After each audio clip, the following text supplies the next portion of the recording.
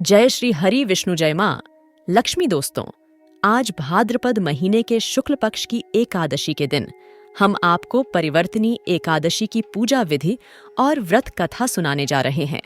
दोस्तों, इस एकादशी के दिन जो भी विधि विधान से इस व्रत कथा को सुनता है, उन्हें भगवान विष्णु और माँ लक्ष्मी की विशेष कृपा प्राप्त होती है और भादो मास होने के कारण भगवान शिव और माता पार्वती भी प्रसन्न होते हैं। दोस्तों, इस व्रत को करने से और कथा को सुनने मात्र से व्यक्ति के सारे संकट कट जाते हैं और सभी तरह के सुखों की प्राप्ति होती है और साथ ही साथ भाग्य के द्वार भी खुल जाते हैं तथा घर में सुख समृद्धि का वास हो जाता है।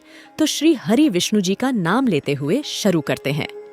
मनोकामना पूरी करने वाली व्रत कथा और पूजा विधि। दोस्तों, आगे बढ़ने से पहले अगर आप भी अपने जीवन में भगवान श्री हरि विष्णु की कृपा पाना चाहते हैं तो इस वीडियो को लाइक करें कि कमेंट में जय श्री हरि विष्णु जय माँ लक्ष्मी लिखना न भूले।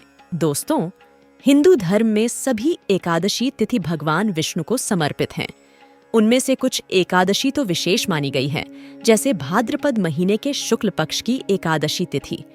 इसे परिवर्तनी एकादशी कहते हैं। साथ ही इसे जलझूलनी एकादशी भी कहते हैं। इस दिन भगवान विष्णु के वामन अवतार की पूजा करने से बहुत लाभ होता है। श्रीहरि अपने भक्तों की सारी मनोकामनाएं पूरी कर देते हैं। इस साल परिवर्तनी एकादशी पर रवि योग और सर्वार्थ सिद्धि योग भी बन रहे हैं, जिससे इस तिथि का महत्व और भी बढ़ गया है। दोस्तों, पंचांग के अनुसार भाद्रपद मास के शुक्ल पक्ष की परिवर्तनी एकादशी तिथि 25 सितंबर की सुबह 4:36 पर प्रारंभ होगी और 26 सितंबर की सुबह 5:12 पर समाप्त होगी। उदया तिथि के अनुसार परिवर्तनी एकादशी का व्रत 25 सितंबर को रखा जाएगा। दोस्तों, एकादशी की पूजा विधि विधान के अनुसार की जानी चाहिए। व्रत वाले दिन सुबह उठकर स्नान आदि से निवृत्त होकर भगवान विष्णु के वामन अवतार को ध्यान करते हुए उन्हें पचामृत यानी कि दही, दूध, घी, शक्कर, शहद से स्नान करवाएं।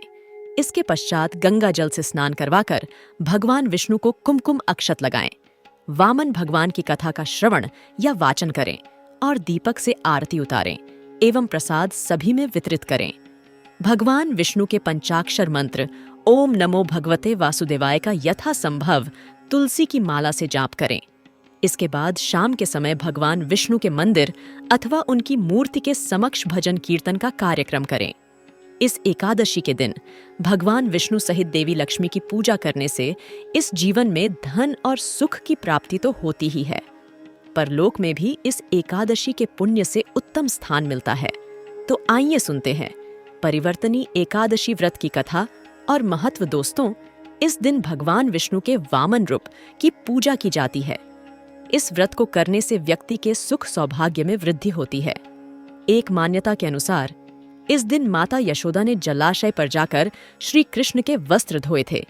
इसी कारण इसे जलझूलनी एकादशी भी कहा जाता है।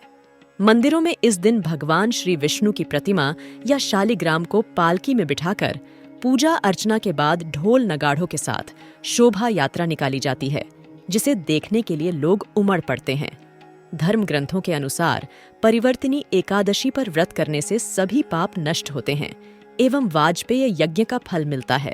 जो मनुष्य इस एकादशी को भगवान विष्णु के वामन रूप की पूजा करता है, वो तीनों लोक एवं त्रिदेवों की पूजा कर लेता है। एक बार युधिष्ठिर ने श्री कृष्ण से कहा, हे भगवान, भाद्रपद शुक्ल एकादशी का नाम क्या है? कृपया कर मुझे इसकी विधि तथा इसका महात्म्य कहिए। युधिष्ठिर के सवाल का जवाब देते हुए भगवान श्री कृष्ण कहने लगे कि इस पुण्य, स्वर्ग और मोक्ष को देने वाली एकादशी जो सब पापों का नाश करती है, इस उत्तम वामन एकादशी का महात्म्य मैं तुमसे कहता हूँ, तुम ध्यान पूर्वक सुनो। इसे परिवर्तनी एकादशी जयंती एकादशी भी कहा जाता है। अगर मनुष्य इस एकादशी का यज्ञ करता है तो उसे वाजपेय यज्ञ का फल प्राप्त होता है। पापियों का पाप नाश करने के लिए इस व्रत से बढ़कर और कोई उपाय नहीं है।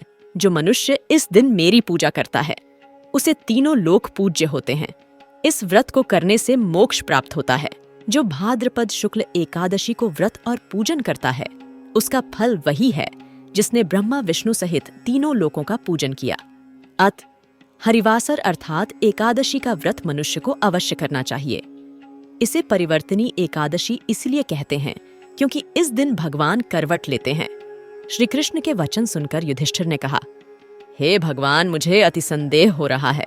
आप किस तरह करवट लेते हैं और किस तरह सोते हैं? आपने किस तरह राजा बलि को बांधा था और वामन का रूप धारण किया था? चातुर्मास के व्रत की कथा आप मुझे कहें। आप जब सोते हैं तब मनुष्य का क्या कर्तव्य है? ये सब आप मुझे विस्तार से बताएं। श्री कृष्ण ने कहा, हे राजन, एकादशी की व्रत कथा का श्रवण करें। त्रेता युग में बलि नाम का एक दैत्य था। वो मेरा परम भक्त था। उसने मुझे प्रसन्न करने के लिए कई तरह के वेद सूक्तों के साथ पूजन किया था। साथ ही वो लगातार ब्राह्मणों का पूजन करता तथा यज्ञ के आयोजन करता था। लेकिन उसे इंद्रदेव से द्वेष था। यही कारण था कि उसने इंद्रलोक तथा सभी देवताओं पर अपना आधिपत्य हासिल कर लिया था। बलि से सभी देवतागण बेहद दुखी थे। ऐसे में वो सभी एकत्र होकर भगवान के पास गए। बृहस्पति सहित इंद्रादिक देवता प्रभु के निकट गए और नतमस्तक हो गए। वो वेद मंत्रों से भगवान का पूजन करने लगे। मैंने वामन रूप धारण किया।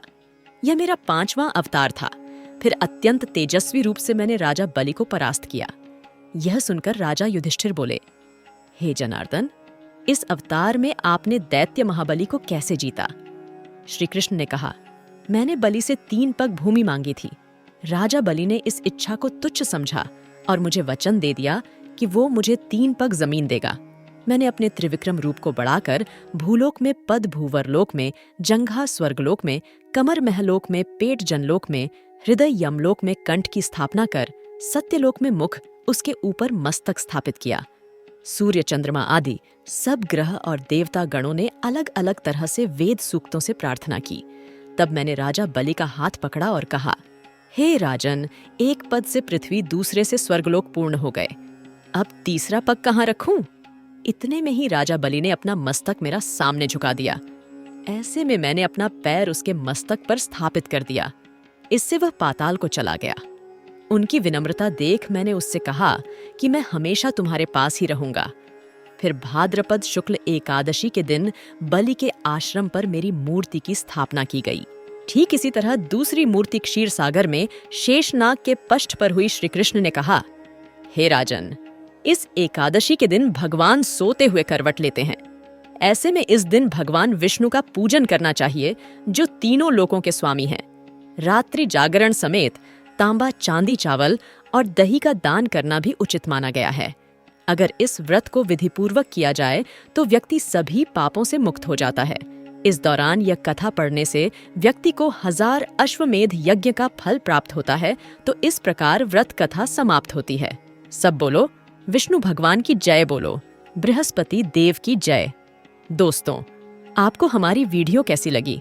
हमें कमेंट में जरूर बताइएगा। साथ ही वीडियो को लाइक करके चैनल को जरूर सब्सक्राइब कर ले। जय हरि विष्णु, जय मां लक्ष्मी।